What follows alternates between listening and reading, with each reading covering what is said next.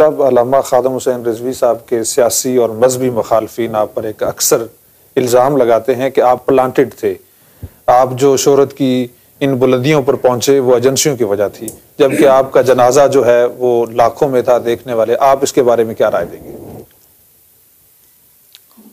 میرا جواب یہ ہے،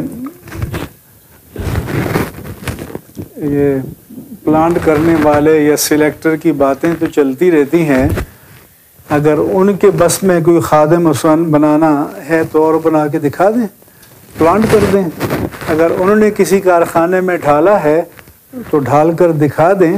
یہ تو رب کائنات کے کارخانے میں ڈھلے تھے، یہ تو اللہ کے پیارے رسول کے کارخانے میں ڈھلے ہوئے تھے، اور ناقدین جو ان پر تنقید کے تیر برساتے رہے، کل انہوں نے ٹریک بدل دیا، اور کل ان کی زبانوں سے مجھے لوگ بتا رہے ہیں کچھ اور کلمات نکل رہے تھے۔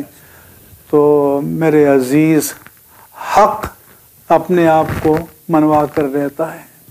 الحق یعلو ولا یولا، حق سربلند ہوتا ہے، حق کبھی زیر نہیں ہوتا۔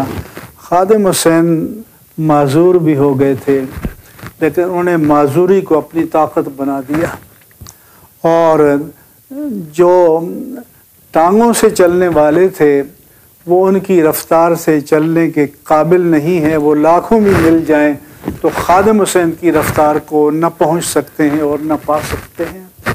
لہذا یہ اللہ کا ایک انعام تھا اہل سنت و جماعت پر، اپنے بھی غیر بھی، اور وہ لبرلز کہ جو ان پر تیر و نشتر برساتے تھے، وہ مت سمجھیں کہ میں نے آج بھی کہا تھا جنازے میں کہ ان کا کلیجہ ٹھنڈا ہو جائے گا۔